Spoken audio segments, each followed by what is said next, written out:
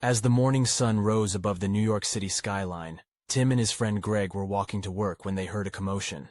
They rushed towards the sound to see a large crowd gathered around a man preaching about how the 9/11 attacks were an inside job. Tim and Greg were both confused and intrigued by what the man was saying, so they decided to stick around and listen. The man, who introduced himself as a conspiracy theorist named Alex Jones, explained that the United States government was responsible for the attacks on the World Trade Center.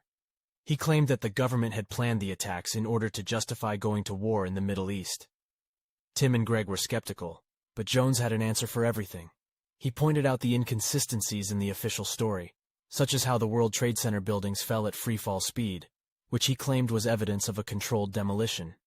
He also pointed out that there were reports of explosions before the planes even hit the buildings. As they listened to Jones, Tim and Greg began to feel uneasy. They had always trusted their government, but now they weren't sure what to believe. They decided to do some research of their own and spent the next few days reading articles and watching documentaries about 9/11. After their research, Tim and Greg came to the conclusion that the government's story didn't add up. They were shocked and angry that their own government would do something like this. They joined a group of activists who were calling for a new investigation into the attacks. Although Tim and Greg were just two ordinary people, they realized that they had the power to make a difference. They continued to spread awareness about the truth behind 9/11 and eventually helped to change the minds of many others who were also skeptical about the government's story. They learned that sometimes the truth isn't always what it seems, and that it's up to each of us to seek it out for ourselves.